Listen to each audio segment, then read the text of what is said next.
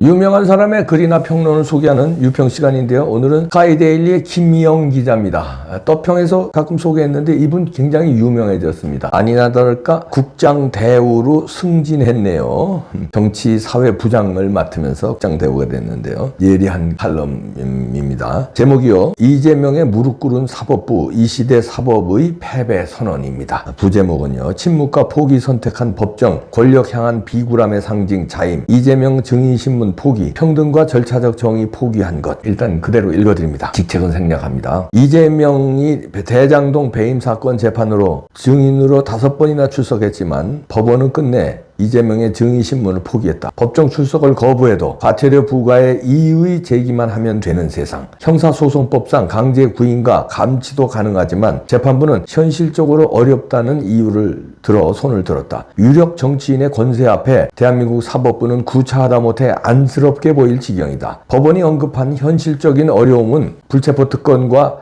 과태료 확정 전 이의 제기 등이다. 하지만 이는 어디까지나 법적 절차일 뿐이다. 그 절차를 어떻게 활용하느냐가 사법부의 진정한 책무다. 불출석 5회, 과태료 부과 2번, 그것도 300만 원, 500만 원이라는 벌점 수준의 처벌로 끝난 상황에서 기다릴 수 없다며 손을 놓아버린 법원. 국민 누구라도 상상해보라. 증인으로 채택되고도 법정에 5차례 불출석했다면 일반 시민에게도 똑같은 인내심과 관용이 적용됐을까? 더구나 이재명은 법정에서 모두 밝히겠다고 말한 당사자다. 수사에서 진술을 거부하고 법정에서 해명하겠다던 인물이 정작 법정 출석은 거부하고 있다. 이는 명백한 절차 지연이자 법원 권위에 대한 정면 도전이다. 그런데도 사법부는 재판이 길어지고 있어 기다릴 수 없다며 사실상 항복 선언했다. 이쯤 되면 법이 누구를 위한 것인지 사법부가 누구의 눈치를 보는 것인지 묻지 않을 수 없다. 검찰은 강하게 반발했다. 헌법과 법률을 무시하는 증인 앞에서 사법부가 법 적용을 포기했다고 했다. 적어도 검찰은 최소한의 원칙을 지키려 했다. 법원은 그 원칙조차 지킬 의지가 없어 보였다. 법조계 일각에서는 사법부가 이재명이 유력 대선 주자라는 점을 고려한 것 아니냐는 분석이 나온다. 설령 그것이 사실이 아니라 해도 그렇게 보일 정도로 사법부는 스스로의 존엄을 포기한 것이다. 법원은 정치적으로 민감한 인물 앞에서 자주 현실론을 들먹인다. 그러나 그 현실론은 일반 시민에게는 적용되지 않는다. 권력자 앞에서는 몸을 사리고 평범한 사람들 앞에서는 냉정한 잣대를 들이대는 것, 이중적 태도는 사법부의 존립 근거 자체를 허물고 있다. 이재명은 자신의 재판에서는 요리조리 피해 다니면서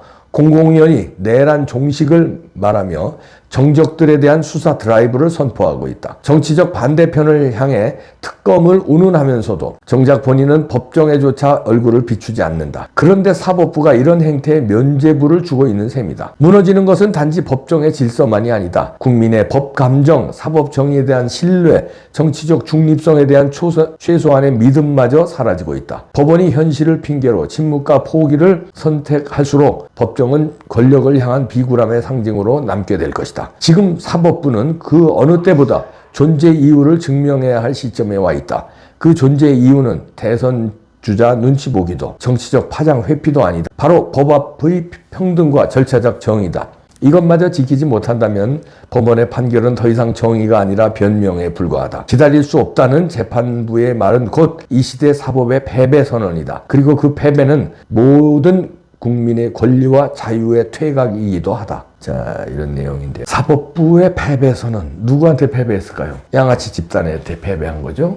이재명 집단한테 패배한 거죠. 권력에 패배한 거죠. 주사파에 패배한 거죠. 사회주의에 패배한 거죠. 사탄에 패배한 거죠. 그런데 오늘 한덕수 권한대행이 헌재재판관 2명을 지명했네요. 그리고 마은혁이는 임명했네요. 마은혁이가 드디어 끝내 헌법재판관이 되네요. 지금 있는 8명도 을사팔저 아주 천하의 못될 놈들이고 천하의 배신자들인데 8명이 거기에 그보다 더 어마어마한 마은혁이를 굳이 임명을 또 하네요. 그리고 2명을 지명을 했는데 그 2명은 믿을 만한 사람이라는 분석들이 나오는데 아니 믿을 만한 사람이라며 윤 대통령이 임명할 때. 그러니까 지금의 사법부, 그러니까 사법부라는 건 이제 크게 얘기해서 대법원을 위시로 한 그 사법부도 있지만 헌재재판소 이것도 사법부의 그 일종이죠. 선관위도 사법부요. 왜냐면 그 멤버들이 사법부 멤버들이니까 이 못 믿는 집단이 됐어요. 패배 선언이 아니라 이건 뭐라고 표현해야 되나. 그러니까 나라의 희망이 없어진 거예요. 이제는 다 못 믿을 나라가 됐습니다. 사법부 못 믿고 경찰 못 믿잖아요. 서로 체포하려고 그랬잖아요. 윤 대통령. 검찰 그다음에 국수본 검찰 다. 검찰도 못 믿고요.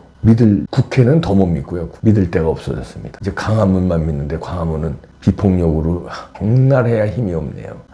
백날해야 힘이 없는데 그래도 1000만 명 모이면 달라진다고 우리가 위안을 하고 있는데 1000만 명 모으면 달라질까요? 달라지겠죠. 희망을 걸어보고요.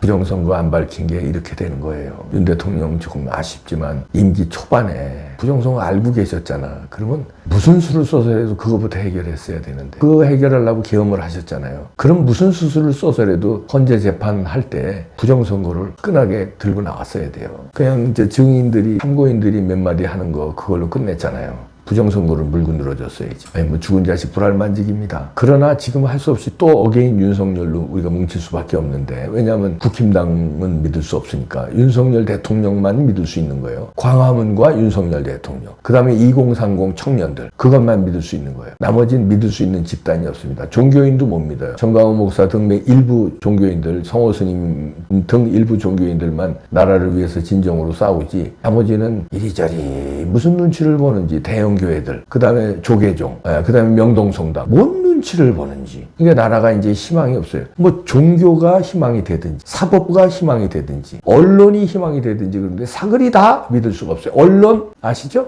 기계 얘기 안 해도 믿을 수 있는 데가 없습니다. 그러니까 나라는 나라 자체, 나라의 기관이 이재명의 집단에 패배 선언한 거죠. 폐업해 당했습니다. 언론, 사법부, 경찰, 종교계 다 패배 선언했고 광화문만 남았고 대학생들과 청년들만 남았어요. 그들이 뭉쳐서 신당 창당해서 시간이 없지만 대선은 이제 말하자면 우리가 시간을 오늘 6월 3일로 임명을 날짜를 잡았더라고요. 임시 공휴일로 한다고 그러고 6월 3일 날 날짜 잡으면 이길 수 있을 것 같아요. 부정선거 안 밝히는데 이재명이 이길 수 있다고 부정선거 하는데 그냥 졌다고 또 선언하는 거예요. 그 한덕수 권한대행마저 이제 또 선언하는 거예요. 사법부 패배 선언해서 이재명의 머리 조아려. 헌법재판소 또 9명으로 만들면서 40여까지 넣었네요. 나머지 2명은 믿을 수 있는 사람일까요? 남은 길은 부정선거 밝히는 것밖에 없습니다. 나머지는 다 의미가 없어요. 부정선거 안 밝히면 나머지는 다 의미 없이 그냥 이재명 대통령 돼요. 조희대 대법원장 책임지십시오. 이렇게 된 상황에 큰 책임이 있습니다. 한동훈은 배신자니까 책임이 아니라 그놈은 아주 역사의 능지처 참당할 것이고 할 말이 없네. 부정선거 안 밝히면 대선 아니라 할아버지도 안 돼요. 누가 나와도 안 돼요. 김문수 아니라 할아버지가 나와도 안 돼요. 부정선거예요. 어게인 윤을 따르는 광화문과 청년들이 부정선거 밝히는데 목소리를 내주면 한 명의 검사가 의인이 그래도 나옵니다. 과거에도 의인들이 있었잖아요. 지금도 의인들은 있습니다. 기다려보죠. 그거 아니면 답 없는데 자꾸들 무슨 다 대통령 선거 나간다고 그러고 무슨 어떻게 하면 이긴다고 그러고 이기긴 뭘 이겨. 아니, 안 된다니까.